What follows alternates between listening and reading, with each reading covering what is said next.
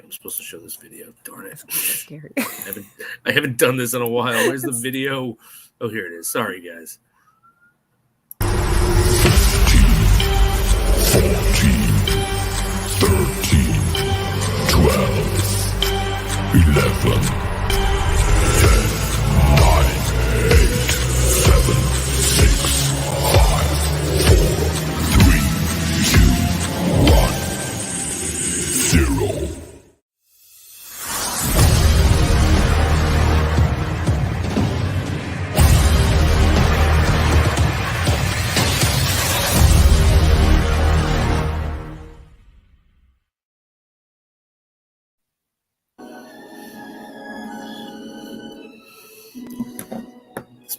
Listening to this song, it makes me feel like I should be on an island under a volcano somewhere. Does it remind you of Moby? It's that Moby song. Oh my God! Moby did sample this, didn't he? He sampled it. He stole it. Stole it. That sampling is stealing. Mm-hmm. Let's call it what it is. Let's call it what it is. Hello, everyone. Thanks for coming out and joining us on 00 Deep Dive, Pop Culture Pro's home for everything James Bond 007. Good to be here again. Ginny and I kind of need to take a little break from last week, but we are back. I should introduce myself. I'm your host, Jason. With me, as always, is the best damn Bond girl in any of these movies. Ginny, how are you today? I'm good. I'm excited. Love to talking about Bond. I'm ready. Oof. Let's go. Let's do it. Let's jump right into this one. Let's dive in. And Boss Man's coming in. Unless you're a cat, then you have 9 lives. That's true. That's the James Bond version. You only live 12 times because you're doubling the amount of lives you have. How many movies does he have? You can regenerate. You do whatever you want. You reinvent. You can do it. Whatever, But true. And actually, if you look at how many people we've gotten James Bond, I think James Bond has more than 2 lives. James Bond's a cat. You've heard it here first. Mm-hmm, mm-hmm. But anyway, Boss Man, thanks for showing up. Thanks for tuning in. All right, yeah. So let's get into this because I think you and I have been wanting to talk about this for a while. Yeah. And I am excited to get into it because I actually have a different opinion of this movie than when I used to watch it when I was like in my big James Bond heyday. Okay. Yeah. Sure. So I might have some hot takes tonight. All right. But we're doing You Only Live Twice, which is Sean Connery's last Bond movie. Wink, but not because what we have left after this is he quits the franchise after this, and we get Lazenby, and then Lazenby. We'll talk about you on Her Majesty's Secret Service. I love that movie, but Lazenby kind of screws himself out of the part after that movie, and they just dump a truck of money on on Connery's door, and he's like, all right, I'll come back. Why not? So this was going to be, at the time, this was thought to be the last Sean Connery James Bond movie. What a way to go out. this would be a way to go out. Actually, if I had to choose this or Diamonds Are Forever as my last hurrah, it would have been this. Interesting. Okay. I have to now, because I haven't seen Diamonds in Forever in genuinely like more than 10 years. And I've never seen this one. So this is my first time watching it. Now it's going to be interesting to watch them in order. Oh, wow. So, yeah, interesting stuff. All right, so let's get into it with the cold open, right? We got an almost space, yeah. We're in space. I was a little bit shocked about that. I was like, okay, but that's not because what year is it? It's 60. It's 60. It's 68 or something like that. So we're in competition with the Russians. It makes sense. It's topical. Yeah, I mean, and it's space race time, and it's that's all that. So I was okay with that, but just the fact that their first shot is like you're in space. I was like Moonraker. I was immediately like, oof. I had flashbacks. I was like, no, I thought we covered this already. I was like, trauma. I have trauma from Moonraker. There would not be a pigeon doing a double take. But so we open up on these American astronauts, right? They're American. Right? Very American. I don't like, okay, I will say, I am not cool with like an American showing up in a Connery Bond. It is jarring to me. It is pretty like, Isn't it a little when they're just like, Yeah. oh, what are you doing here? And they like, I don't know. It's just very harsh to me. Or they're like, as Americans, we don't like the Russians. And I'm like, I get it. I just, Yeah, I don't want to hear right. you say it in my British Bond movie. You know what? I wonder how much, because these are British movies. Mhm. I wonder how much of that was social commentary. It's like, what these fucking Americans? They have a problem with the Russians. That's just pointed out. They're all single-minded. I think so, because we're such stereotypes, and like Felix is never there. I don't know. Yeah, I think I like your opinion of no Americans in here. There are only two ways you can get around it. One, Felix Leiter gets to be in these movies because he's my favorite American in the Bond franchise. And I guess two, and I'm saying this preemptively of Diamonds Are Forever because I know that the Bond girl's American. Yeah. If Bond girl's American and doesn't bring up Russia, I'm okay. Oh my gosh. True. Okay. Right, so we'll discuss more when we get to It's a Connery Bond too. It's not even like Roger Moore or different. Different. It's all different. Different. Mm-hmm, mm-hmm. Yeah. So we open up on these Americans like in space, doing space things in this rocket ship, and then this huge rocket ship just menacingly and slowly comes toward them, and they're all like, "Where's a rocket ship come? What the hell?" Like they don't know what's going on, and then the rocket ship just swallows them and steals the rocket ship and I guess kills them. They think they wind up dead. And that's the introduction to the movie. And then we cut to, this is rare for an intro where we actually have cuts and location shifts. Yeah. But we cut to, someone says our man in Hong Kong is working on it. And then we cut to Hong Kong where James Bond literally starts the movie off fucking a girl. Yes. Yes. Literally, it's the first thing we see is him having sex, and his first line is one of the most offensive things James Bond has ever said as a character. What was it? Why do Chinese girls taste different? And she goes, "Better, not better, just different." Like what? I have that written down. I feel like I'm like in the court, and I'm like, Your Honor, can I just read what like I have to write that out? I was like, it was shocking. You know what it is? And again, like you said, there was a break. So we're just getting to the cusp of, we were a bit classy. He was sexist, but that was the 60s. It was a different time. Everyone was sexist. And everyone was sexist. Everyone was, you're a Cary Grant, you're a bit rough, and now we're getting to Roger Moore era where I'm like, this is like ridiculous or a little like, I don't know, pushing it. That's what I wrote. And I'm like, so I need to know the order of my movies to be like, this is because we are going to get a little bit more outrageous and that's kind of why I want to do these in the order we did them, because we get to now reflect backward of what's coming forward. And you're right.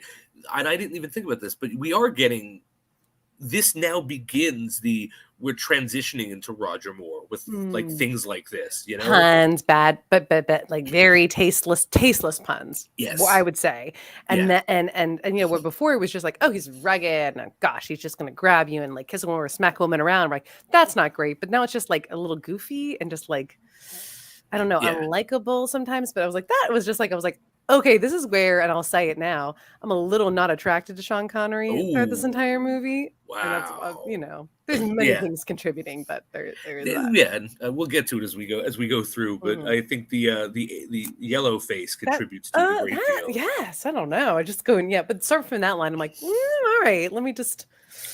Yeah, and the fact that that's his first line of this movie. And then, all right, so then they have sex, and then she goes, all right, I'm going to go make you a sandwich, Mr. Bond. And then the assassins come in and shoot him to death, and we see him there dead.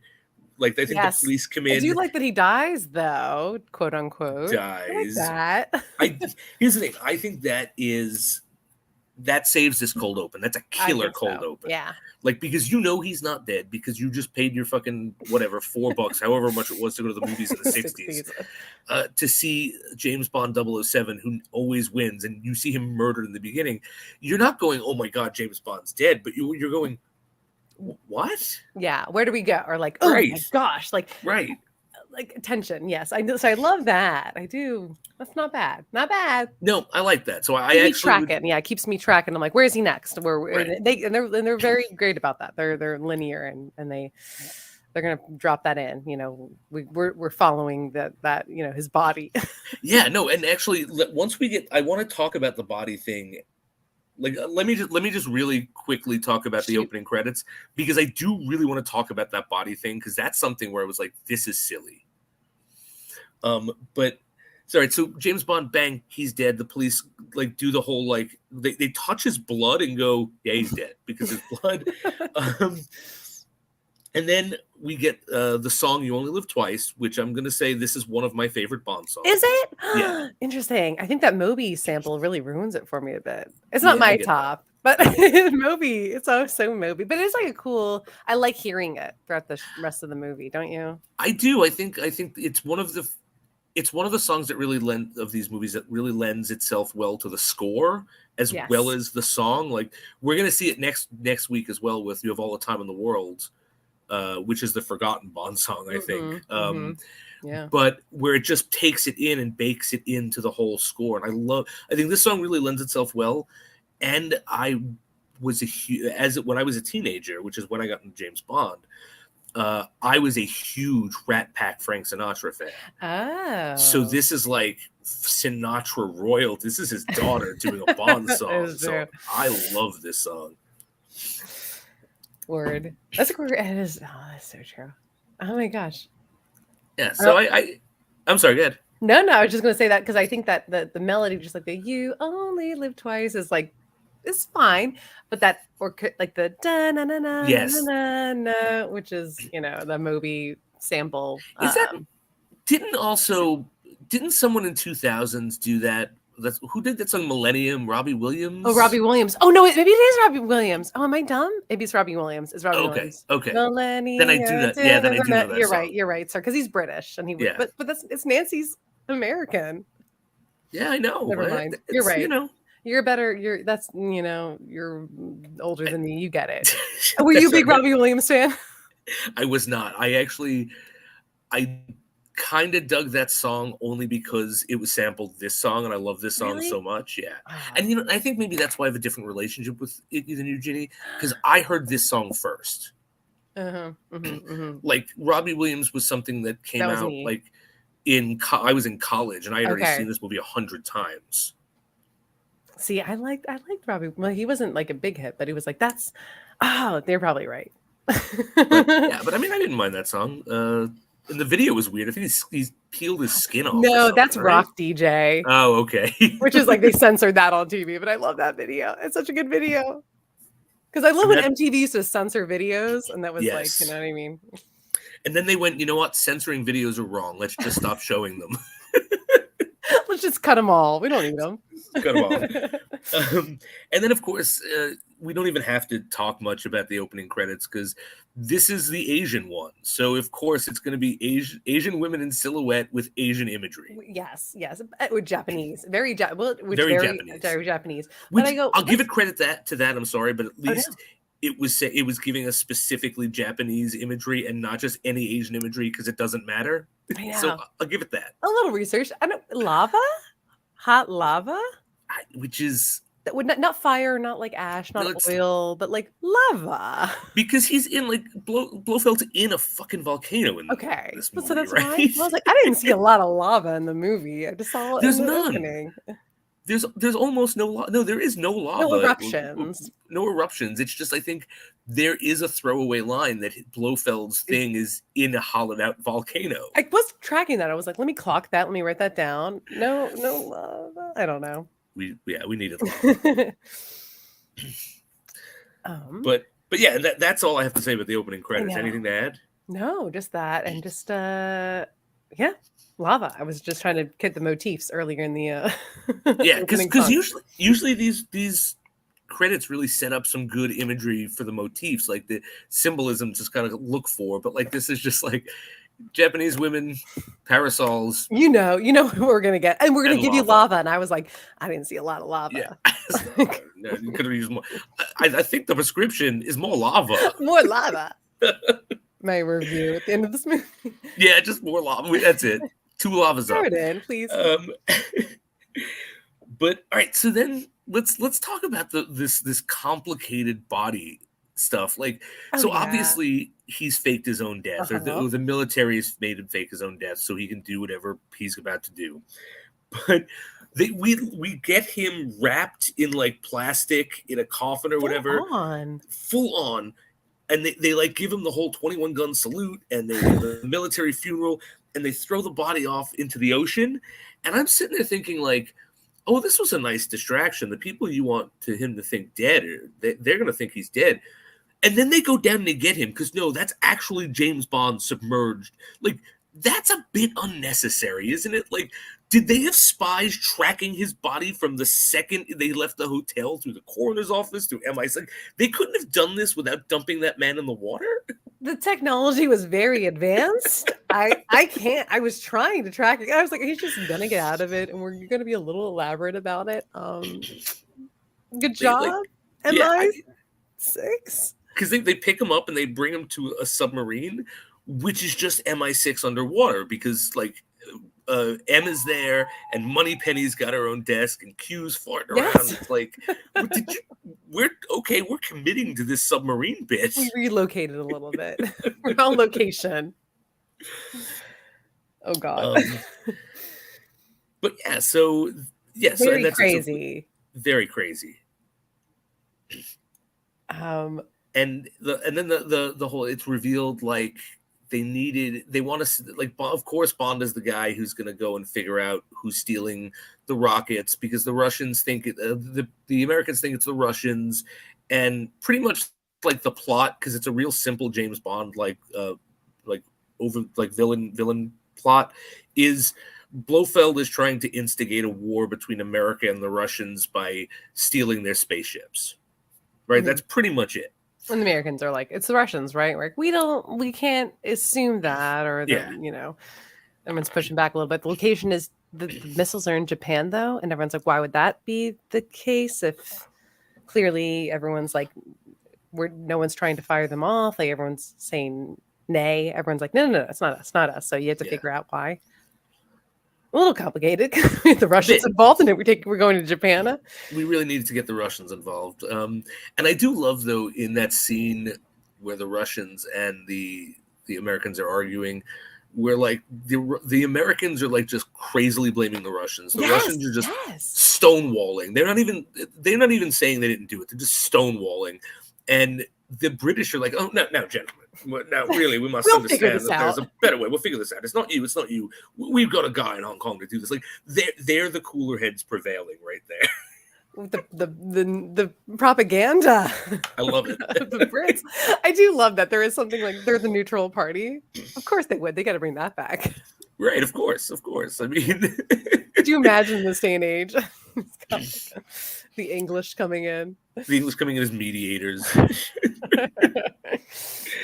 They're classy, that's why. Yeah, well, it's the accent. Like I have a theory that we as Americans sound bad. Well, no, we think we sound bad, and we elevate the way they talk because we used to be their colony. So secretly, we all kind of look up to Britain because of that. I think so. That's my theory. We still do. We still do look up to Britain. Like in what Anglophiles? There's Anglophiles. We don't have Russian files. No, we don't. Soviet file? No. That's not the Soviet Union anymore. That was wrong. No. But like because we do kind of fetishize the English, and like I did too, up until they elected someone who was tantamount to like Trump, and I was like, oh, we're actually all going through the same stuff right now. They're not better than us. Okay, all right. I'll stop fetishizing their culture now. They got class issues. They have major class issues. We have class issues. They have class issues. But they've got the accent. That accent, though. That accent, man. We got to work that back. Seriously. Attractive guy or attractive girl with a British accent, my knees are wobbly. So, all right. So the plan is this. The plan is 007 has to go to Japan to follow up a lead about these missiles and the possibility of the missiles and the abduction of the American spacecraft. They see that there's going to be a connection. So this is just a way to get him to Japan because I guess they want to film in Japan. And also the book actually does take, even though the book has nothing to do with this movie, it does take place in Japan. Which is the important part. Yeah, which That is strange. That is a bit of a reach, right? There's like, we got to get it into Japan, but here's the conflict. I don't know. Yeah, like that's the thing. In the book, the conflict there are no Russians or space shit. It's like in the book, real quick, the plot of that book is because it takes place after the death of his wife, because the book comes directly after On Her Majesty's Secret Service. Yeah. So the whole book is Bond is about to get fired from MI6 or relieved of duty with pay but taken out of the field because he keeps fucking up missions, because he's become not suicidally depressed, but he just doesn't give a shit anymore. And so he blew a couple missions and his drinking is becoming a problem, which is saying something, because his drinking was a problem for a long time and no one cared. And a psychiatrist that it works for MI6 tells M, you know what? I've seen this man. Give him like an unwinnable mission. Give him something that is no one's life is on the line, but something he can't possibly do, and that might just bring him out of this stupor. Give him the challenge. Oh, and so he's sent to Japan to convince the Japanese government to let them borrow a code-breaking machine to break some Soviet codes. I guess this is where the Soviets come in. And the Americans have already broken these codes, and the whole thing is it's playing around the sort of the Japanese and American alliance post World War II and how they're not stepping on their American overlords' toes. And so in the course of this, the Tanaka, who is in this movie, who's one of the heads of a secret organization in Japan in the book, tells Bond, I'll do what you want, but you got to kill this man for me. It's this guy who's moved here. We call him Dr. Death. He's pretty much built around his grounds. He's planted all sorts of poisonous things and imported piranha and shit. So the piranha are actually in it too. Oh God. Okay. So they are a thing in the book. The piranha are a thing in the book, but he pretty much and big reveal, it's Blofeld, right? I mean, of course you saw that coming. And so the reason it's a problem is because according to the book, there's always a flux of Japanese people who want to kill themselves for honor reasons. Oh my gosh. Which sounds like it could be a bit racist, but I don't know enough about Japanese culture in the 50s to call that it. But it does sound kind of a bit stereotypical. Stereotypical. But so the whole thing is all of these people are going to his estate and killing themselves, and he's of course not trying to stop them. Yeah. But they can't do anything to him because these people are going to try to kill themselves, and they are trespassing on public property. So he asks Bond to kill him so they can stop that. And then Bond sees that it's Blofeld and says, "Oh, yes, I'll take this." Yeah. And then the end of that book is just his revenge mission to try to kill Blofeld and his wife, both of which killed his wife. And Blofeld dies. He strangles Blofeld to death at the end of this book. It gets the revenge, and then it's just he does cleaned up. Okay. Do you know what else is in the book though? The weird yellow face. Part of his mission is to dress up as a poor Japanese farmer who's deaf and dumb. Oh, okay. And that's part of his cover. Sheesh. And the Bond girl in this is a Japanese girl that was an actress in Hollywood and made it big and then hated it and came back. The elaborateness of all of this. It's crazy. That's what it's like. This movie has nothing to do with that book. So he's staying with her family in the town until he can infiltrate Blofeld's castle to kill him. And then he reveals his mission to her. She decides to help him.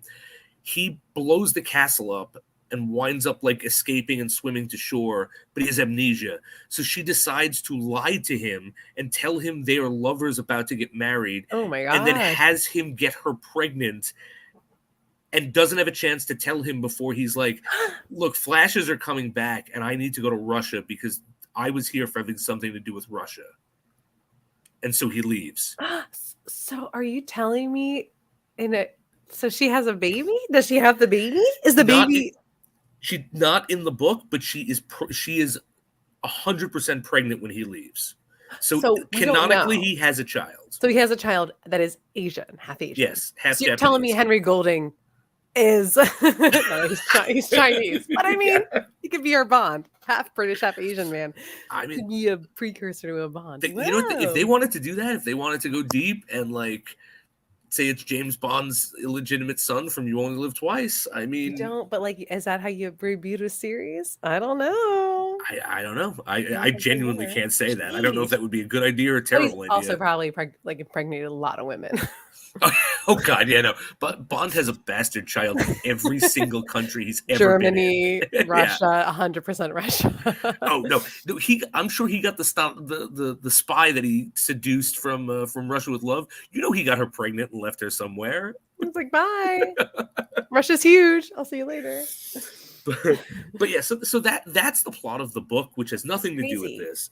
But I think that's why we're in Japan, just because of the book.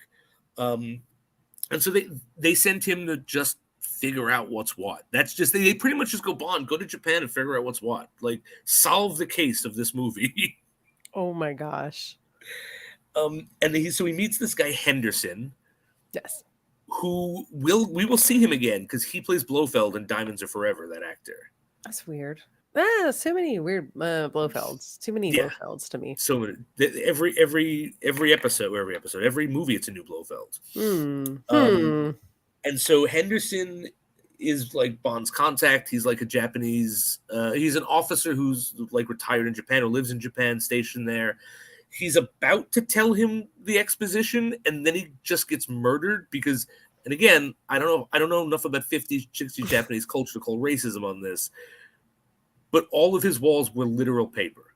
Yes. Well, but that's like the kind of the culture. I was shocked at that. There's a lot of times I was shocked.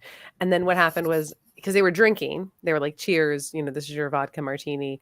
And it's the guy, it's the narrator from Rocky Horror, right? Is that who that is? That's I think he's British. Yeah. Oh, yeah. Oh my God, I think you're right. Is he in another Bond movie? I guess this is the one.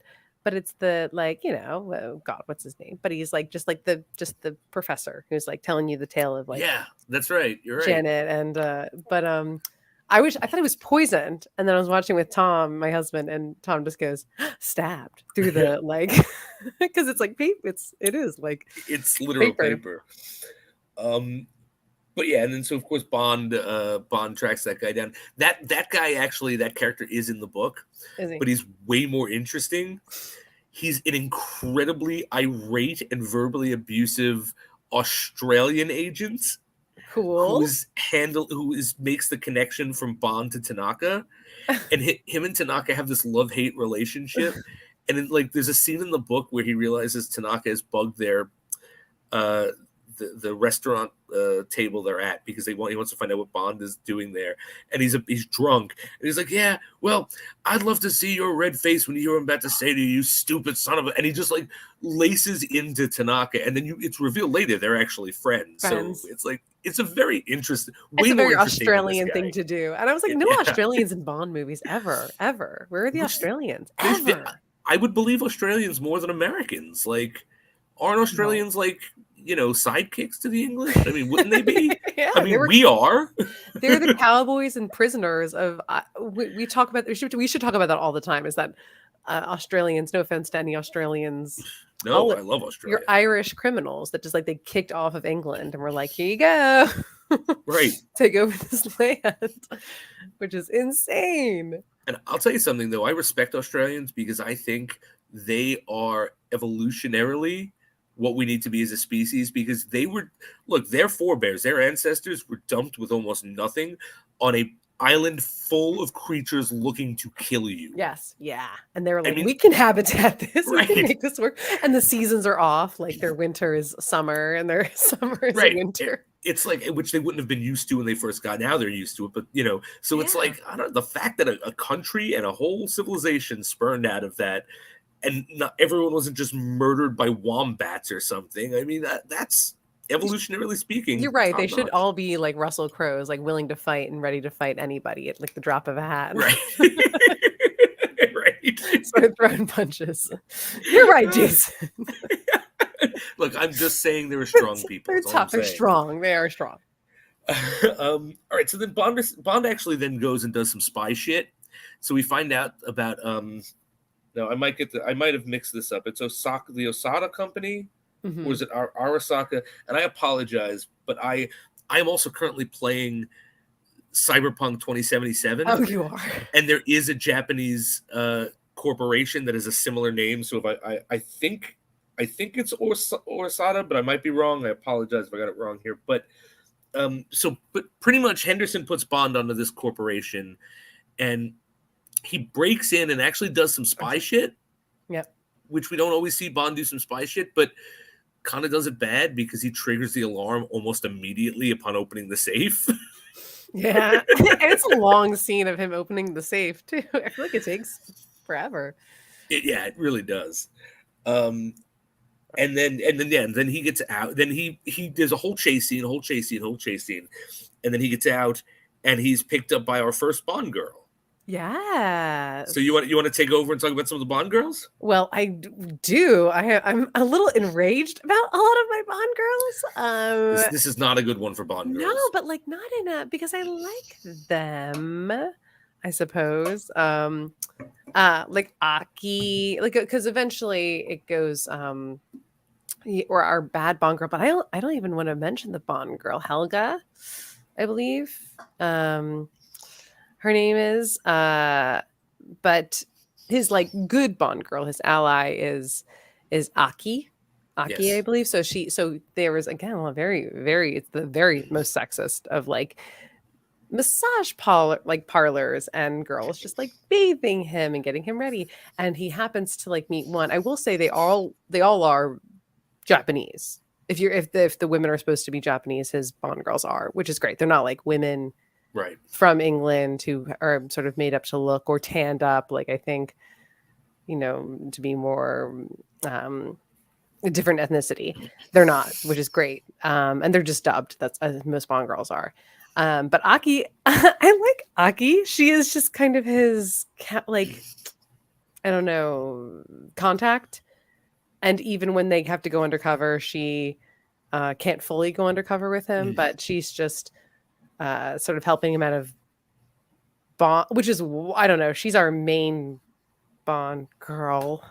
I give her half. She's half of a Bond girl. Everyone's a quarter of a Bond girl, a half a Bond girl in this. We have three, Kissy, Aki, and Helga. Helga being the bad one. And they're just, I don't know, they're just like, they get kind of like split up because Aki dies and Helga dies. Yes, right. Don't give me this cute little Aki who is very like ingenue and very much like I like Bond, and she's very willing to go to bed with him. He doesn't no coercing, like she helps him, he helps her, and then she just dies for him by accident because she was which I don't know, that's kind of gratuitous, right? Because they're doing what I consider the gross point blank assassination, because it's the one he tries to do in the beginning, John Cusack, the beginning of the movie. Like I love that movie, but like Bond is sleeping and Aki is sleeping, and they've got this elaborate rope set up with like they're slowly dripping poison down, which really the worst way. I mean, come on. I mean, you don't think the guy can move his head? No, which is what happens. He moves his head, and Kissy comes in Aki comes in to cuddle, and then she gets the poison and dies. I was so mad.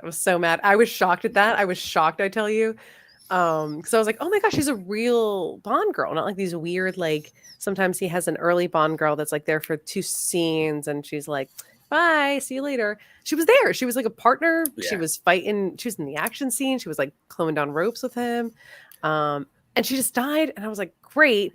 But I think that was worse because Helga, who was our redheaded villain Bond girl, bad girl, she died did she die before her? I have to look at my notes. Yes, no, I think she did, because that's she's the one who dies in the bazaar, right? Am I thinking about the right one? She dies by piranha. Oh, that's right. You're right. She dies by piranha. I think I'm thinking of the last movie. I'm wrong. Let me see. She dead. I have so many like she died. Okay, she dead. Girl. Oh my gosh. Oh no. So she died first, and I was shocked because I was like, oh, maybe she'll last a bit longer. He'll turn her good. That did not happen. She was fed to piranha because I don't know why. Because she was. Because it's this stupid thing, and this is like, I don't know, man. this is a stupid thing. I'm just saying, like, Blofeld does this thing where, like, if you fuck up, he murders you. Yeah. Right. And so, which I guess I'm not saying that's the stupid thing, but like, he does this thing where there's this whole tense thing between her and the guy who's the head of the corporation that he's working for that Bond broke into.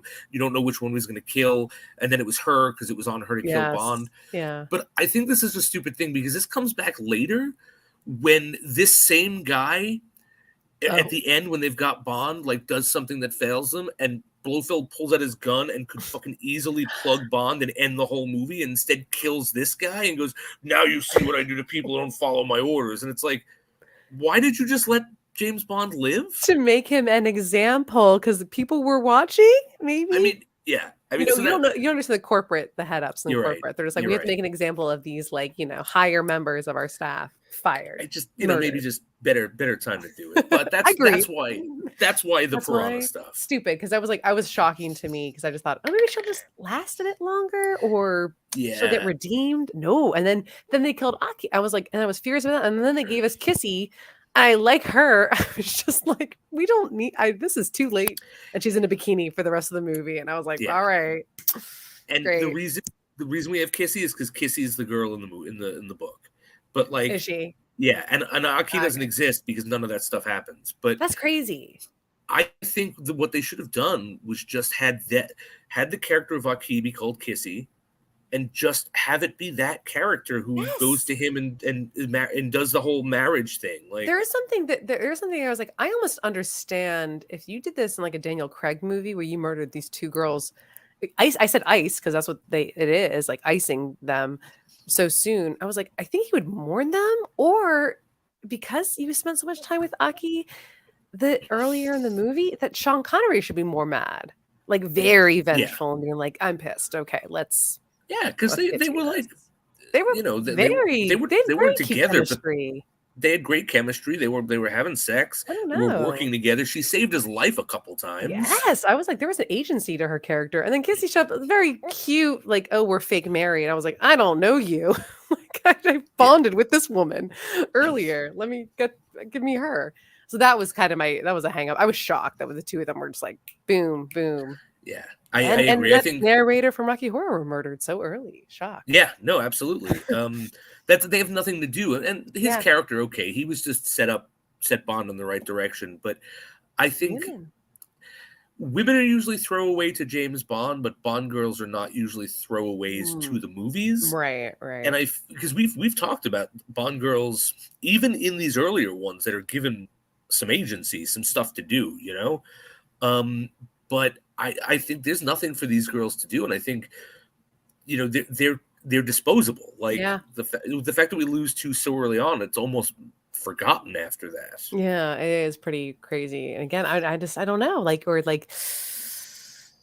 think that the both Bond girls, I was like, who am I gonna be rooting for? I get one is the ingenue, one is the bad girl. Maybe sometimes the bad girl turns to be good, like we get her to the good side. That's not the case. We just boom and then switch over to give us a new lady. And I'm like, all right, I just don't. Fascinating she was in the book though, and that's why. Yeah, and that's what I think. I think like some of these decisions are because they're trying to meld what they want the movie to be, but have enough of the book to, I don't know. I guess I don't know. Were there like people writing in their journals or town crying about like how the Bond movies weren't like the original source material like we get online now? Maybe, who knows? Oh my gosh, I'm just looking at my stuff. But those are my statements on the Bond girls, I will say. So I just I was shocked about that. Again, gasp on gasp. Yeah, no, I agree with you. This was really they got the short shrift this time 100%. around. All right, so like I'm not gonna we don't need to go through the whole plot. Like real quick, and this is really what I want to talk. The next thing I want to talk about, because we should discuss actually James Bond's, like what we think of this particular Bond. But I think something we can't get around is the fact that a big plot point of this movie is that he has to dress like a Japanese man and learn how to be a samurai or something. I know, because I don't even think that was 100% relevant unless it was in the book. Because even that was like, I asked my husband, I was like, I only know this movie mostly because Loomis from Halloween, Dr. Loomis is in it Yes. as Blofeld. I was like, yeah, this is the movie with him. And Tom goes, isn't it also the one where he has to be like he's in Yellowface? I was like, yeah, I think yes, he is. Yep, you're right. And I was like waiting for it, and just when that happened, that montage, that sequence, it was just a bit nonsensical. He goes undercover, but no real purpose. Yeah, like it's not like that's the big thing that saves the day. Like, or he gets one over on him. Right, nothing happens of that. Like, he's not even in Yellowface in the end of this movie when he confronts Blofeld. Not that he should be, but like, then why did he need to be at all? Yeah, because he wasn't. Because then he's just normal Bond, kicking butt, right, speaking his Scottish accent. Yeah, no, he's not fighting. No, he's not fighting with swords by the end. No, I think other people are. Yes, not more trained people who are actual samurai. In the art, not Bond. Yeah, no, that was a little bit nonsensical, and also mostly because they do a makeover. They make a big thing of this like makeover with women doing that, and it's just a lot of him pushing the hair to the front. Right, and they give him like a Romulan unibrow. You know, he kind of looked like a Romulan from Star Trek. Oh gosh, that's what Tom was talking about too. But Patrick Stewart doing the Romulan stuff from Next Generation, where they made it, and then Tom goes, "Does that bring up a discussion of also is that a bit offensive, even though it's a fictional land?" That's a great question. Is it? You know what? If I ever start a Star Trek podcast, that's the first discussion. All my basis is in Next Generation, so I can't give you anything. That's all you need. And there's lots of philosophical discussion going on in that show. Oh, Next Generation is brilliant. Chef's kiss. No, yeah, perfect. Brilliant. But that's it. Yeah, I don't know. Yeah, that brings it down so bad for me. It does, and I think that's part of like. So when I saw this as a kid, I didn't give a shit about these things, right? It's like silly. It was the 90s, so we didn't even have we didn't even have a reference for like why this would be offensive. You know what I mean? But it is offensive. I look at it now and I'm like, and it's not like if it were necessary to the plot, I would justify it. I'm not someone who goes, oh no, everyone thinks it's offensive, so cancel it. Like, you know, if something integral happens of this makeover, I'd be like, okay, you know what? Maybe it's not our cultural lens now, but obviously it was different then. And I would make the argument. But this is offensive also because story-wise, it doesn't do anything.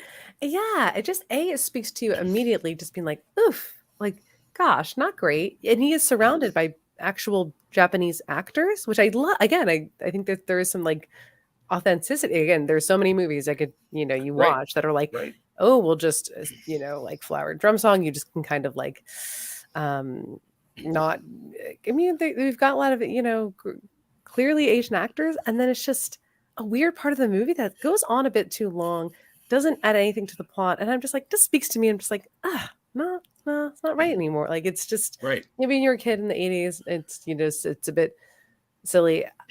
Yeah. So strange. Yeah. I thought it was weird. And to be honest with you, like, it could have been cut because I think a big problem I have with this movie, because I do have some problems with this movie on my rewatch, is we do not get enough Blofeld. Agreed. Yeah.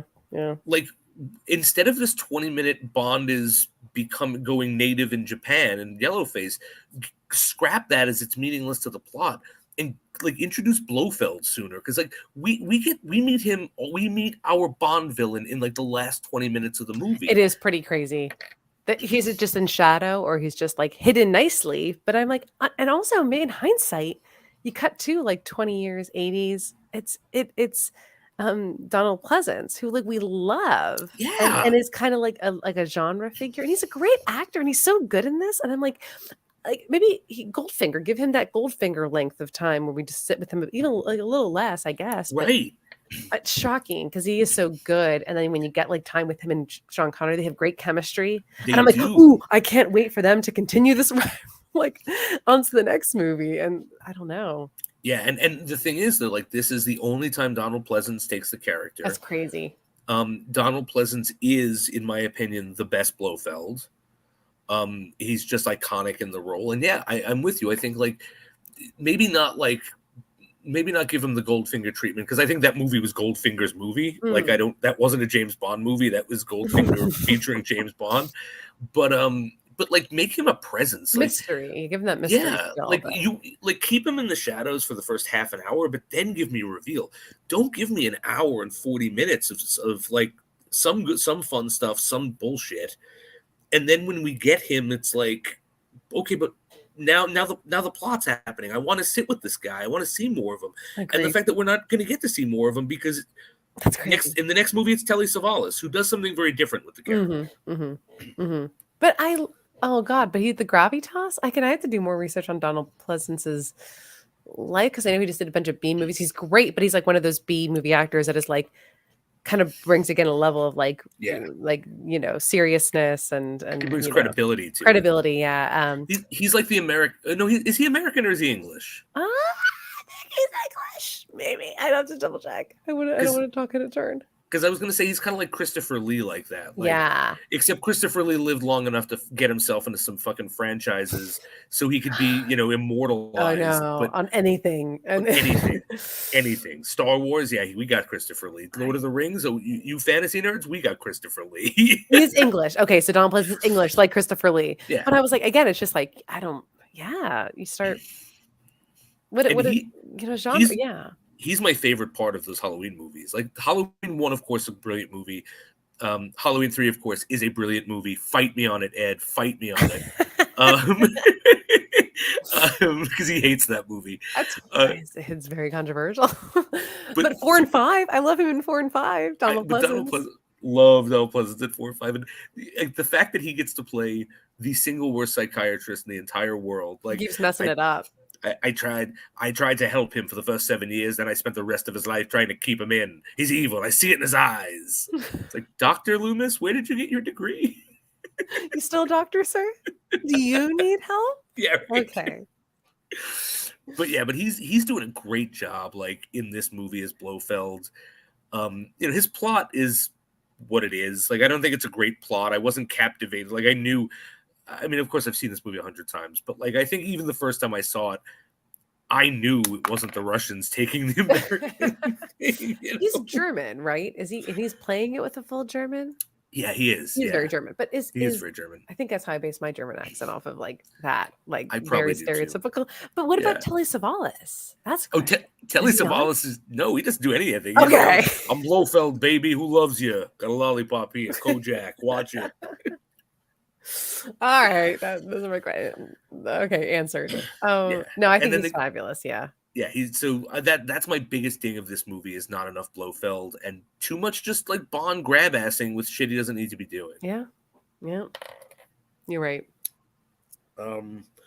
Let's see. Q Branch is very, very light. This one. Yes, there's two things I like. I do like that plane because I think they were like jetpack. We got to one up the jetpack. That was let's do a crazy sequence, and I like that Sean Connery does play straight when the gadget is a bit ridiculous, or there's sort of ridiculousness happening around the gadget. Like he has to get in this little plane, and it looks dinky. It does look dinky because that's the technology. But then it's like a weird Top Gun sequence. Like pre Top Gun-esque, firing off sort of missiles that Q gave him, and then the cigarette. He had the cigarette bullet, which he doesn't even get that from Q, right? He got that from Tanaka. Oh, damn, you're right. Damn, Q. Well, Q, step it up. That's a which Q. is like that should have been a Q thing, but what it doesn't matter. Like, but that's the most helpful thing. Like that is the game changer. It's a cool gadget. Yeah, it's a super cool gadget, and it's the 60s, so everyone smokes and no one cares. Of course, they're going to give you like your last will. It's a great line. The cigarette won't kill you, Mr. Bond. Yes. You want to talk about the ending, like, and the importance of the cigarette? I mean, I just like that line. You talk about that. It's a great line. But yeah, so the cigarettes, because that was it. That was Q Branch, right? The helicopter scene with that Ginny said. Yes. That had Q comes in and is like, no, like, oh gosh, get me over here, out of bed. I do love that he says, like, I'm in no mood for your junky quips. Like, this is prime Q being like having it up fucking here with Bond. Now pay attention, 007. Yeah, right. Very exactly. clear. Yes. So then, all right. So the cigarette thing pays off at the end. When Bond inevitably gets himself captured, because that's what Bond does, by Blofeld, in the hollowed out volcano. And Blofeld's thing is like he's holding the world ransom, but he's gonna like he's gonna lay things to waste anyway. Like he's gonna take the money and then just blow up what he's got to blow up, right? Let the missiles fly. So Bond has to stop that. It's actually the end of Austin Powers is this movie. Like, yeah, well, the volcano, but then also the carts, like the one thing they were coming Yes. down. It was a weird thing. It was like a circular, like on a rail track. Yeah, it's so weird. So cool. It's very so Bond. weird. Everyone in uniforms, like Yep, it's very 60s. And so they have Bond and Blofeld's doing the Bond villain thing. Well, I'll kill you once. You've seen my plan. I tell you everything, and I give you 100 million. It's they make the Dr. Evil joke, right? And then Bond's like, "Well, can I have the cigarette?" And then Ginny, of course, gave the great line, like, "The cigarette's not going to be the thing that kills you." And Bond does that thing of like, and he fires the gun and he kills a guard, and then just starts wrecking shop on these guys, which is awesome. But then, like, that was the scene I was talking about, like, right before that, when he kills his number one instead of Bond. And it's like, you realize that Bond would have never asked for the cigarette if you just put a bullet in this guy's head, right?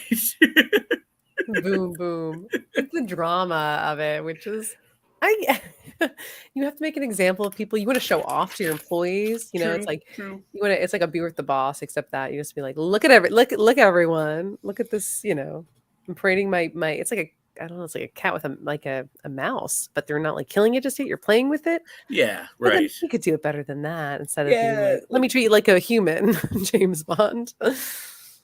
Yeah, exactly. Like, see, it made sense in Dr. No, because in the book it made sense, because the book was like, I want to keep you healthy because I'm about to have you run the fucking gauntlet of fighting sharks and stuff. Yeah. But like, I don't know, it didn't make sense in this moment. And it's pretty crazy. Did he have piranhas in the book? He does. He does. Yeah, he does. He has because like he's got this murder cat with this suicide castle, and so he's got dangerous animals and imports piranhas into the lakes. He doesn't have a weird. There's no like underground secret volcano. I think they might mention a volcano near the property, but that was it. But yeah, so in his lakes, he's put piranha in there. Okay. Oof. Which I kind of want to know, like, why. Why did Blofeld in this movie, considering his plan was not to have the suicide castle, which was his plan in the book, by the way, he does say that wasn't an accident. His plan was to draw people there to kill themselves so he could write a book about a murder. I don't know. That's elaborate. Yeah, hand wave, right? But this Blofeld's plan has nothing to do with that. So I'm kind of curious, why did he import those piranhas? For caution, he was pretty proud of them. I felt like he was like, "Eat the piranhas, please." And they were like, "Okay, here you go." I was just also that was very.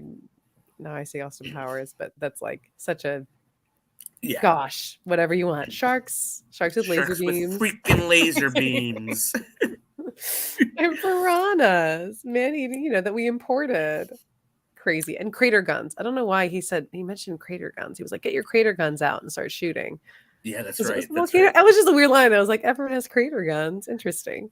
It's really it gets almost sci-fi. I did say is this the kind of the best ending? Because it is every kitchen sink, girl in bikini, crater guns, explosions. Yeah, right. I don't know. Like it is a lot. It's just like, or Michael Bay is like, oh, I got it. Right. Okay. I checks out. I can do this. Picture young Michael Bay, like I don't know how old he is. Picture young Michael Bay sitting on his living room floor watching this for the first time as a kid. Like, he's like, this is everything. Yeah, right, exactly. I want to live this. I want to create this. You want to be a Bond villain, Mr. Bay? Sort of. I want to destroy action movies. Kind of. It just needs more piranhas. Oh my gosh. No, I truly was just kind of like, because I was, I don't know, it's just got more elaborate. And then, yeah. This is a bit almost, I want to say cliche, but it's Bond. So this is just a precursor to, or this has created the cliche. Like that's the thing. I don't recall spy movies using piranha as like a big thing in any other movie before this. Like, so it's like, this created the cliche, so you can't really ding it for it. No. Oh my gosh. And then it ends like every good James Bond movie should end with James Bond having sex on a boat. Which I do say, I think I prefer. I have to do the ratio. of like which Bonds end up on a raft, like an open raft with sun on Right. the ocean. I think Connery kind of wins it. And I go, I guess that's the way, so. that is the way to go with my Bond, if I had to prefer. Like, I think it's on an open raft with like Sean Connery. I think every other Connery movie ends with an open raft. Yeah. Yeah. I mean, that's the way to do it. That just seems, and he's just like, no one's going to find us this time. It's unlike when it's like the British are coming in for rescue and they just like, cut the ties or something like that. He's just like, we're good. But this movie ends with the if I'm not mistaken, the submarine rising, right? Like, like the submarine rises up, and then they're like, "All right, because he says they're never going to find us." And the submarine, the MI6 sub rises up, and they're like, "All right, 007, get in here." Yeah, but there's something about like and there's I think a double entendre, but not from Bond. Just Bond's just like, no one's going to find us, and she's like, oh, and it's cute. But then and he says we're on our honeymoon because they're supposed to be undercover, which I do like. Right. Oh, that's right. Yeah, because they were married. It's adorable. And there's just and there is, but I don't remember that line. I thought it was just like, but not from Bond, just from somebody else. Cute ending. Yeah, I thought it was a cute ending. And yeah, so did we miss anything? Anything we want to go back to? And I'm trying to think about again, if I just want to talk about what I think about this Sean Connery James Bond. Oh yeah, that's right. We actually didn't give a proper talk about. What do you think about him as a spy? He has so much help, I think. Whereas I think he's a great man of action and has done great things in these movies, I don't think as a whole James Bond's a very good spy. I mean, everyone knows who he is. He's kind of a celebrity. He uses his own name. Like, even in this movie, like, I don't know, shouldn't a spy be able to break into a place and pick the fucking safe?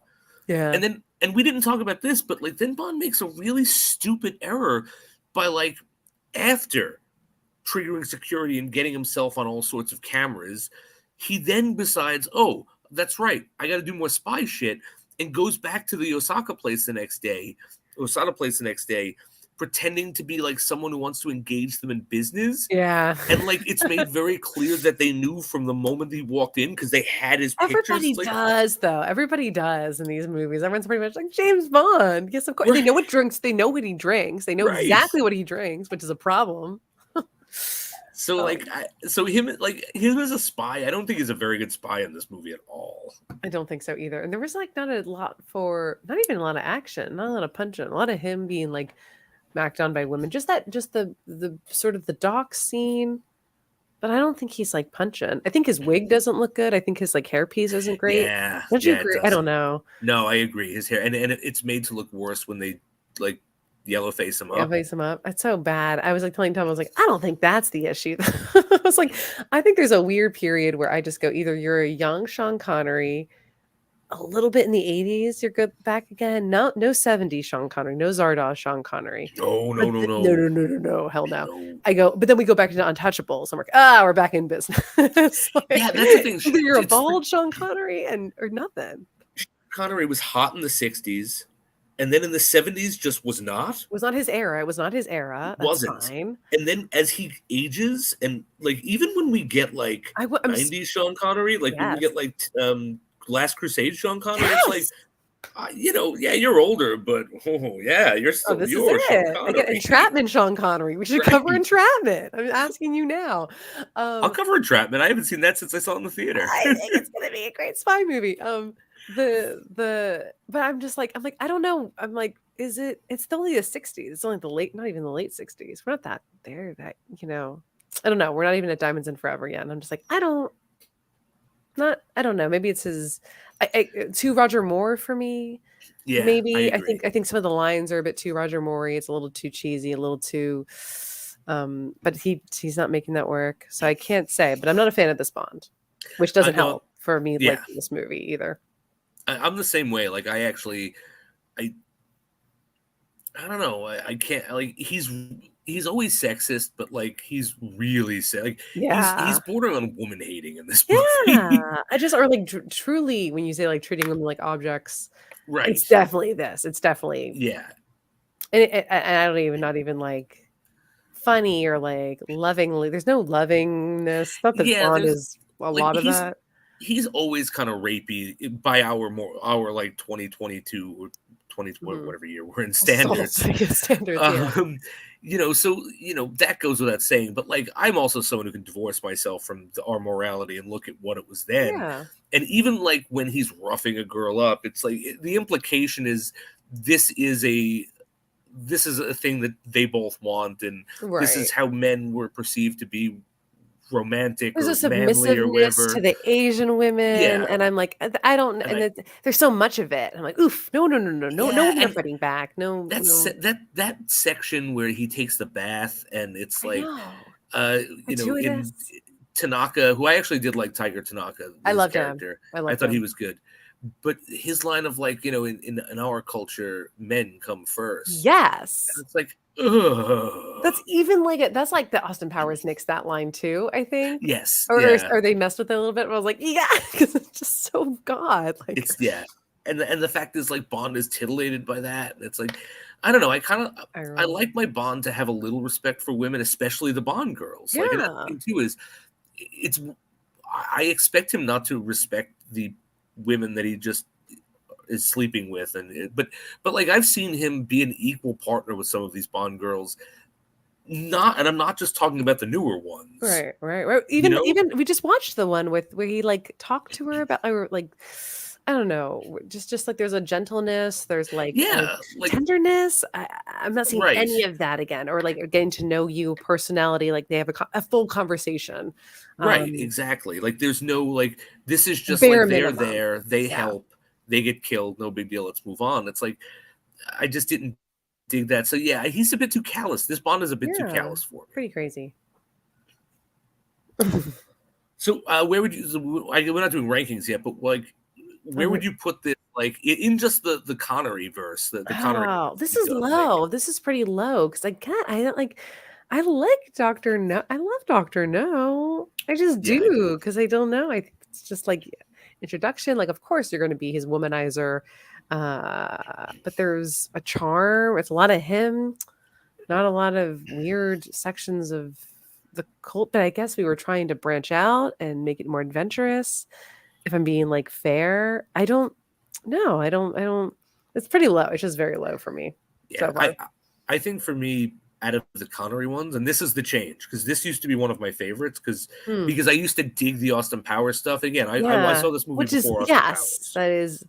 That's very like, it's supposed to be cliche. Like, again, that's like what you expect from a Bond movie. Exactly. So that's what I was kind of there for when I was younger. But now watching it, I would actually say it is my least favorite of the Connery ones right now. Yeah, I think so. And it's I'm definitely not going to like it more than On Her Majesty's Secret Service, which I do, even though it's not Connery, I count as in the Connery run, because Lazenby didn't have a run. He had one movie, which is sandwiched in the Connery run. So I always just think of it as the same run. But I definitely, because that movie I really, really like, and we'll talk about that. I'm very excited to talk about that next time we're on. Yeah, me too. Because I really like that. I used to love that as a kid. That's kind of one of my up there. Me too. And I might like Diamonds Are Forever less than this. I don't remember. I haven't seen it in a while. I've seen it. I just haven't seen it in forever. Yeah. So, but like the best case scenario for this movie for me is my second to last of the Connery run. Okay. Fair. Which, it's, again, I'm not saying it's a bad movie. It's fun, but it's just, I see flaws. And again, I think the biggest flaw for me is I need more Blofeld. Blofeld should have been up in our fucking faces as the villain, like we have gotten before. In hindsight, why? What like, yeah, he should have been. Or come back for another movie? That's insane. That this is his claim to fame. It's his only one. And then even in when we see the next one, because the plot of the next movie, On Your Majesty's Secret Service, is actually pretty much the plot of the book. Mm-hmm. Except, and it culminates in the murder of James Bond's wife. Yeah. And then, except like this book happened before You Only Live Twice. In the movies, You Only Live Twice happened. So there's going to be a weird thing we're talking about where Blofeld has no idea who Bond is. Bond successfully infiltrates Blofeld And Blofeld has no idea who he is because they're so dedicated to the source material, they're just pretending they've never met before, even though we just watched him destroy a volcano. Under his watch. Oh. And so it's a very different Blofeld. And then in Diamonds Are Forever, it's the guy who played Henderson. And I actually don't care for his Blofeld at all. Yeah.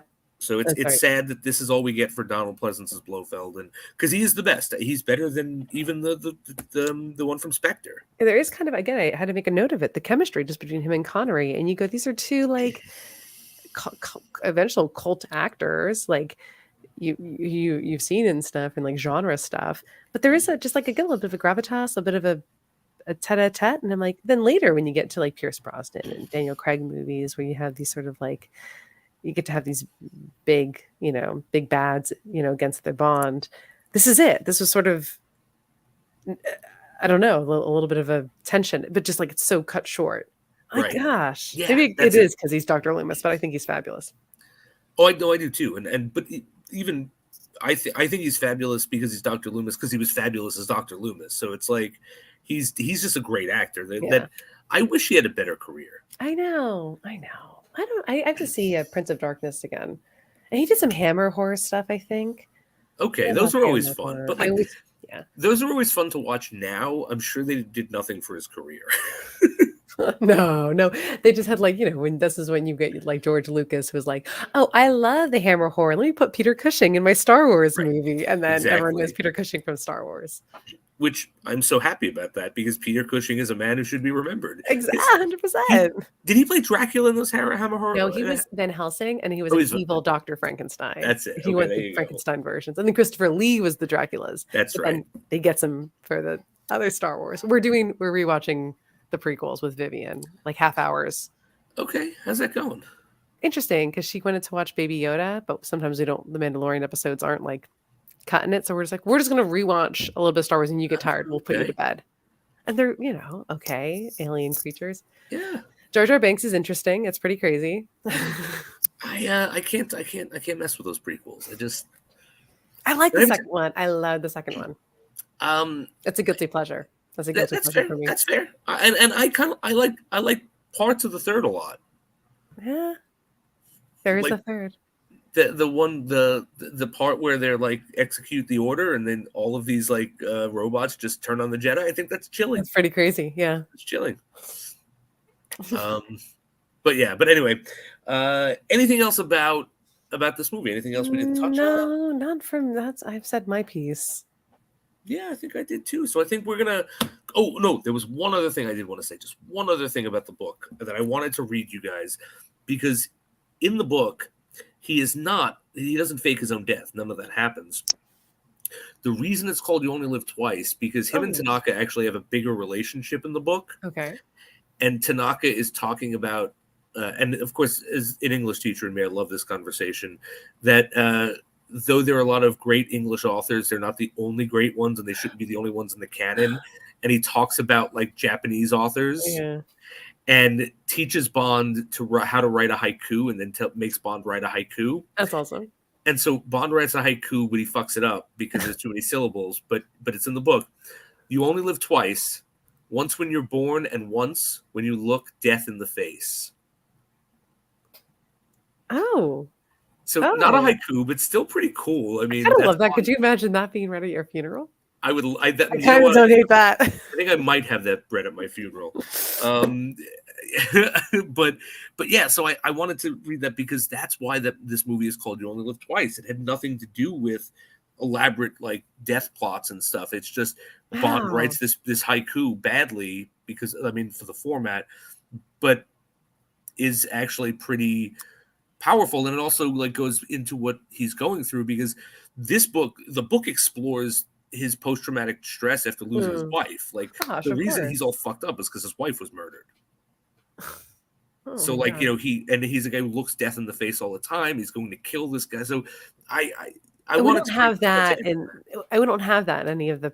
I don't think the later strong like post Her Majesty's Secret Service like immediately where they're like, hey, remember when your wife passed? And he doesn't have to deal with No. that till like maybe Timothy Dalton when they bring it up, right? They bring it up only twice, right? Is They bring it? it up once in the Roger Moore era for what's the one that I find so forgettable? Is it For Your Eyes Only? I think it's For Your Eyes Oh, Only. For Your Eyes with a Greek Girl? Yeah, Um, maybe. If that's, but it's one of those Roger Moore ones where That's bold if it's Roger Moore. I know. That gives him a but, soul. But no, but if you let me remind you what it is. It's the cold open. He's at the gravestone, and that's when Blofeld comes out, and that's when he drops Blofeld down the fake Blofeld. Oh God. Blofeld. So that's the first time it's acknowledged, and only because they're killing Blofeld. Right.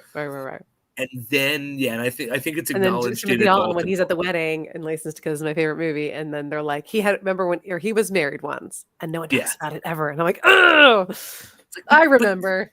You should. The whole whatever movie followed on Her Majesty's Secret Service should have been about him getting revenge. I know, but it is what it is. Quantum of Solace is that if you want to play that game, and I'll play that game. I liked Quantum of Solace. If you remember, I'm one of the people who defended parts of that movie. I know. It's just the humanity of it all, and there's lack of it in so many of these movies. I take it where I can. I find it where I can. I get it. All right, so I guess that is that's it in the books for You Only Live Twice. We're going forth with our deep dive. We're Ginny and I'll post when we're going to be posting next, and I will talk about it on Granny's because we're not doing next week, and the week after is my birthday, and I'm going to be seeing Sweeney Todd on Broadway, so I won't be available. But I'm also off like a week, like during that week, so maybe we can do it early or whatever. So we'll figure out a time, and then I'll announce when it is.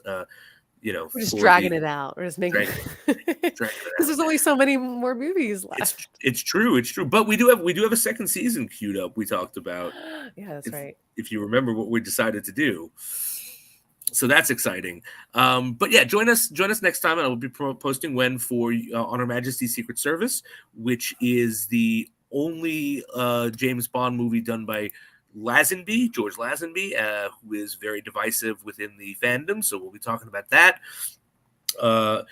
If you are interested in anything comic book related, if you're chomping at the bit to talk about the new season of Superman and Lois or that god awful Gotham Knights show, if you want to hear me, are you watching it? I have to for the podcast. Okay, but you're going to tell me they didn't cancel it yet? And they canceled Swamp Thing before they're canceling Gotham Knights. I'm waiting for this to get canceled. I'm furious. Okay. It's going to. But to see my gripes with that, just join us on Granny's Peach Tea. This Monday we'll be covering the Super Mario Brother movies from the 80s, the Super Mario Brother movie. If you want to join us, Ginny, you're more than welcome. It is a hard movie to get your hands on. Oh, is it? It is. I'll own it. But Ed and I'll be doing that leading up to the new one with Chris Pratt coming out. So that'll be Monday, 8:30. Please, join us for all the geeky goodness that is Granny's Peach Tea. I know Ed is also back with the Empire 161 show, where he's covering everything Yankee baseball, which is why he doesn't do this show more often, because it's impossible to do 3 shows. I get it. I couldn't do a 3rd show at this point. I could barely do the 2 I'm on. But you could join him and Lisa, where they talk everything Yankee baseball. They dissect the games because they watch all that stuff.